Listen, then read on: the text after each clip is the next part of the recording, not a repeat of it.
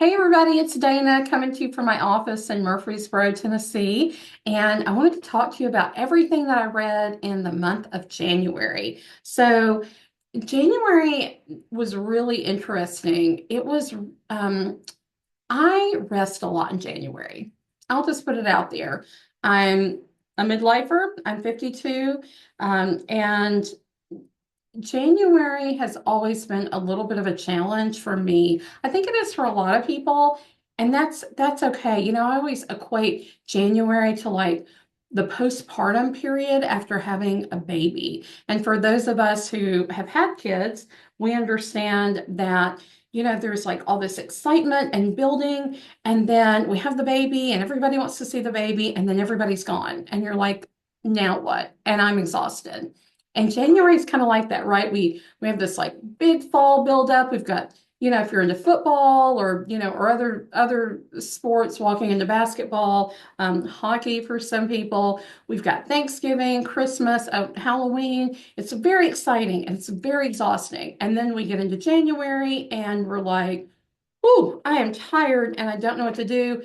And then there's this sort of cultural perception that we're supposed to develop goals and hit the ground running. And for those of you who have followed me on my other Instagram channel, I am Dana Croy. I've talked off and on for years that I do not do goal setting in January. It's a terrible time astrologically to do goal setting. So I encourage you to always take January as a little bit of a break and not start your goal setting and your sort of movement until the 1st of February. The past couple of years in January, I have just been, not gonna lie, exhausted, even more than normal. Almost 3 years ago, we decided to relocate back to the small town where my husband and I met. A smallish town. It's not really small anymore. It was small when we started college here, and we moved into an older home. Went through 2 stages of remodeling. Lots of illnesses. We had COVID go through the house. My daughter stayed sick. Then we had some two major surgeries. So there was a lot going on. And when last January hit, I just kind of went down. And for me, what that meant was a lot of rest on the couch, a lot of sleeping between work. And I actually sort of let my clients know at the time that I was taking a little bit of a break. And I'm grateful that I have that luxury because in that space, I had already been thinking about coming into this book world because I'm a book lover, have always been an avid reader, and and I had a lot of movement during that rest time internally. So it made me really want to do this, really want to explore my love of cozy mysteries and cozy paranormal women's fiction and see where that was going to take me. So, kind of fast forward to this January of 2025, I didn't read as much as I thought I would, but I did rest. There was a lot of movie watching, a lot of binge television watching for me, which was a lot of fun. And we did have some lovely snow days that kind of forced us to stay home, which I also really loved.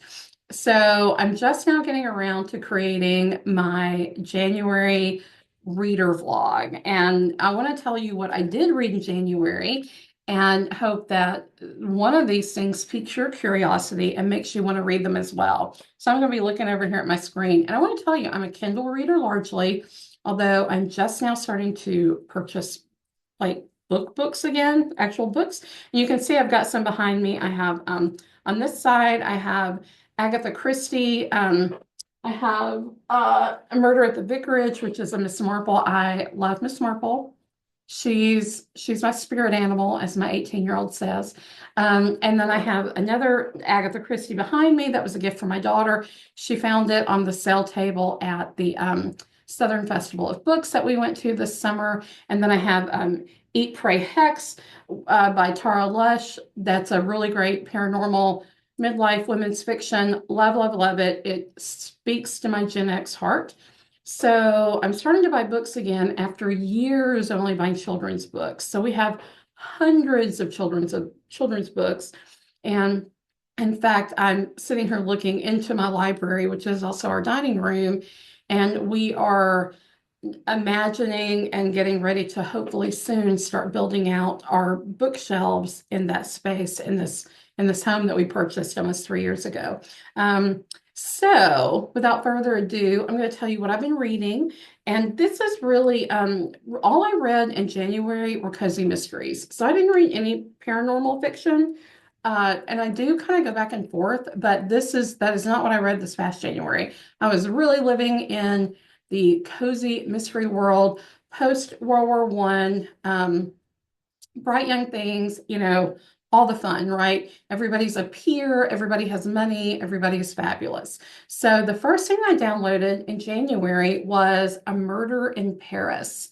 And this is a Magda Alexander book. And these are the Kitty Worthington stories. If you have not read them, I love, love, love Kitty Worthington. So, and I have a little something that's going to be coming out about Kitty Worthington here in a couple of weeks on my Instagram.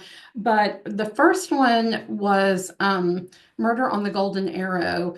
And that was such a great book and such a great introduction to her and her family and her story. And you see this bright young woman who, I don't know realistically if she was a reflection of her time, but I hope she is, and I think she probably is, where women were beginning to find their own space and their voice, and they weren't okay just getting married and being pushed into these situations, making good marriages, and I'm sure this went across the board, right? Whether you're rich or you're poor, women were, they're getting the vote. We had the suffrage movement, and so she is a great character that takes us through some of that. And you see this spirit that she has. So fast forward, into book 10, I think, A Murder in Paris. She has gotten married to the love of her life, Detective Robert Crawford, Lord Robert, and they're married and they go to Paris to honeymoon. Can you imagine a more romantic place to go than Paris to honeymoon? They visit the Moulin Rouge and the Basilica, the Eiffel Tower. They go to all the places, but they're caught up in mystery and intrigue, of course, because what else do you do in Paris besides find a dead body? Such a great story. I really highly recommend reading these. If you're following me on Instagram, you saw that I just finished the next book, which was Murder in the Mistletoe Shop, and I will talk about that next month when I talk about my February reads. The next book that I downloaded and read was Murder in the House. So these are fun books. Lynn Morrison, this is kind of an interesting take. So a lot of times you have these female, lead detectives, these female characters, and they steal the show, right? Everything's about them. And there's a little bit of a part of me that doesn't like Dora, to be honest with you. I'm a little bit kind of tired of her, but in a way, because I think, how do people not know? How do they not know who she is? Because she's in disguise ish. But I do really like these stories. They're a little bit different because it's really intrigue. She's in her home space, but no one knows who she is because she was away for a long time, and she's frequently in disguise, and she does not allow people to see her interact with her family, so they don't actually know who she is. Excuse me. And within the intrigue, she marries. And she's a peer. She's a lady, and she marries another, wealthy aristocrat, and and they solve crimes. It is a lot of fun. She's got her best friend that she met during World War One, and it's that intrigue that exists or existed between World War One and World War Two, when there were still a lot of things going on. Germany was on the rise again, and it was a very unpleasant I would imagine a lot of this intrigue was actually happening. And I love that these cozy mystery writers have really done some interesting research, grabbed all of these things, and created these great stories with these women who were so strong during that time. The next thing that I downloaded, but I'll tell you, I didn't read it. I'm going to read it. It is on my list, but I did download it in January, so I wanted to mention it. Murder Most English. So this is B.D. Churston. It looked really good to me. So it's set in England, 1927, and I'll just kind of read you a little bit of the synopsis of the one that I downloaded. Having been close companions during Jane's childhood, especially after Jane's mother died, aunt and niece grew apart when Jane went off to university and began a new life. In this first story of the series, the relationship has a chance to begin again with an invitation to a society birthday party at Linton Hall. Um, that's probably not the most intriguing part. That is how the synopsis starts. There are, according to you know, to the summary, there are social climbers, eccentrics, schemers, and they've got to work together to untangle a lot of secrets. And it sounds really intriguing. I liked the cover. Sometimes the cover is what gets me.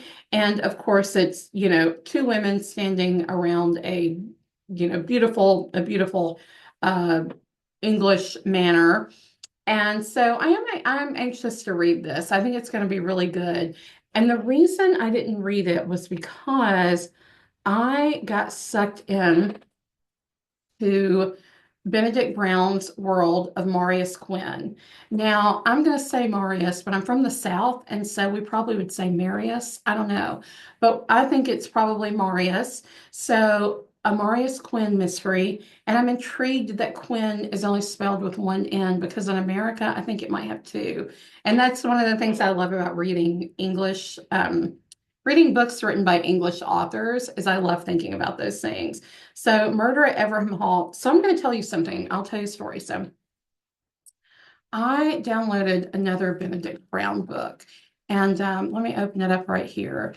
So it was, gosh, what was that story? I'll have to find it. But it was another part of his series where I actually think that that Marius Quinn um, was probably introduced. And I couldn't get into it. I read the first couple of chapters and I just I couldn't find my way in that book. And I thought, I'm not going to read this. This author is not for me. It's just not. And so I returned it to Amazon. That was back a couple of months ago. That was back in the fall. And I kind of thought, um, maybe it's because it's a male author. So Benedict Brown is a male, and I have followed him on Instagram. It is a man. And I thought maybe I just couldn't grasp onto his point of view as a male author. And I really started thinking about it. And to be honest with you, I read very few male authors. I mean, when I thought about this and I thought about all the people that I've read through the years, and they have almost without fail been female authors. There have been a couple of male authors that I read when I was younger, and really didn't love them. So I thought maybe that was it. And so when this book came in front of me, Murder at Everham Hall, I really liked the cover. Again, with the cover, right? And so it had really good ratings, and I thought, I'm going to download this. I'm going to give it a shot. And I immediately liked this character, like just from the beginning. I really liked the character. I liked how it opened. Um, the cover was beautiful, and the story sucked me in. And so what did I do? I downloaded them all and read them back to back. So once I downloaded this Benedict Brown book, Murder at Everham Hall, where he gets invited by his childhood sweetheart that he reconnected with in a sketchy way, to go to a weekend event with him over New Year's. And I was really sucked into this world. And sometimes we meet characters that we care about, and we talk about this. And I say we, I think anybody that's a reader talks about this. I mean, there are Instagrammers. There's a really cute Instagrammer. What is her Instagram handle? Books are my friends. And that's what happens to people that read a lot, right? We have this empathy and this love of these characters, and we never want it to end. I mean, I certainly felt that way about Harry Potter and Lord of the Rings and all of the, sort of big things. The Clan of the Cave Bear series, one of my favorite series that I've read multiple times. And I feel like this about a lot of the series that I read within the murder mystery genre, and this was one of them. And it was interesting for me because I like the male characters a lot, but I don't feel that connection always. And I did in this one. And so I read them all.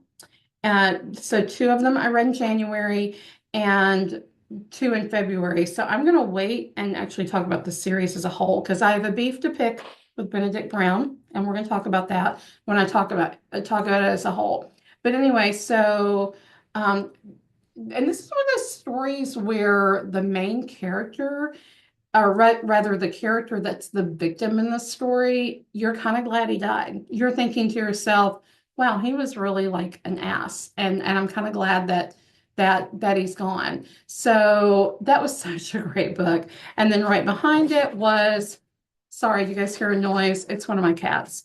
Right behind it was the Hurtwood Village Murders. So this one was really interesting. So Marius and his childhood sweetheart Bella, who have reconnected and they're solving murders together, they go back to well, she still lived there. They go back to their village and they are looking at death threats that one of their friends received, or actually really two of their friends. And it's a great story, and it continues to unfold this sort of relationship between these two, and you find yourself rooting for them. You want them to come back together. They were childhood sweethearts. You know they're meant to be together. You want them to be together, and you don't know where it's going. And they solve these mysteries. An unlikely suspect. Oh, that was the other thing in this one. I did not know who the murderer was, and I liked that. So a lot of times we do know who the murderer is, right? We figure it out early on, and we want that person to get caught. And this was one, it was not, at least in the beginning, who I thought it was going to be. And I really liked that I had to work that out. And there was I felt like it was pleasantly surprising. But then it leaves me wanting more because there were some characters here that were their childhood friends, and I want to know what happens to them later. So Benedict Brown, if you're watching this and you haven't written your fifth Marius Quinn novel, I want to know what happened to some of the characters in this story. So help me out there. Maybe I'll email you and we can talk about it. Anyway, I love the books. I really do. I can't wait to tell you guys about the four that are out so far together. And I will tell you that when I do talk about them, there's going to be some spoilers. So just be aware of that. But I'll put that on the information. Anyway, that's what I've read. For this past January, I read 4 books. I would like to have read more, but I did have a lot going on. I did a lot of resting, but I also did a lot of cooking and I'm working on some book projects, plus my normal client work, plus I have a high school senior, plus, and um, and so I think this month will find me reading a little bit more than I did in January. So I can't wait to share all of those things with you. I hope you follow me on Instagram or on Facebook. You can find me at Cozy Up to Mystery and Magic, and I can't wait to talk more cozies with you. Have a great day. Bye.